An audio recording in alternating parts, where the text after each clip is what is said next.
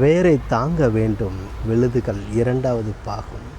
பொறுப்போடும் பொறுமையோடும் அவர்களை கவனித்து கொள்ளவும், அவர்களைப் போலவே தங்களை ஆக்கிக் கொள்ளவும் இல்ல பெரியவர்களுக்கு இத்தகு வாய்ப்பினை இயற்கை வழங்கியிருக்கிறது. இது மனித குலத்திற்கு மட்டுமே கிட்டுகிற மகத்தான வாய்ப்பு.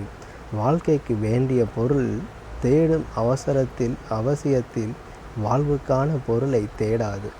விட்ட மனக்குறைக்கு ஆளாகி விடுகிற மனிதர்கள் மிகுந்து வருகிற காலமாக இது வளர்ந்து வருகிறது. பிள்ளைகளை காட்டிலும் பெரிய செல்வம் வேறு இல்லை என்பதற்காகத்தான் 16 செல்வங்களில் பிள்ளை பேரான சந்தானத்தையும் சேர்த்து சொல்லினர் முன்னோர்கள். அவர்கள் தம்மை போல் பெரியவர்கள் ஆகிற வரைக்கும் செல்வியர்தாம் அவர்கள் பெரியவர்கள் ஆகி திருமணம் புரிகிற போது திருவளர்களாகவும் திருமதியாகவும் ஆகிவிடுகிறார்கள். திரு என்னும் பெருஞ்செல்வத்துக்கு அருள் பொருள்கள் பல செல்வம் என்கிற நிலை கடந்து அருளையும் பொருளையும் இணைத்து சிந்திக்க வைக்கிற நற்சொல்.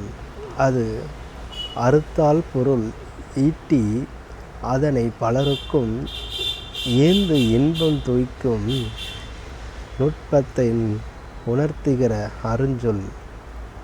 அது அதனை தம் திறத்தால் பேணி இல்லறத்தை நல்லறமாக்கும் மதிநுட்பம் வாய்ந்தவர். பெண் என்பதால் திருவுடன் மதியும் இணைந்து பெண்ணுக்கு அடைமொழியாகிறது தான். பிறந்த இல்லத்தை துறந்துதான் புகும் இல்லத்திற்கு தலைவியாகும் பெண்மைக்கும் திருவும் வேண்டும் மதியும் வேண்டும் அல்லவா?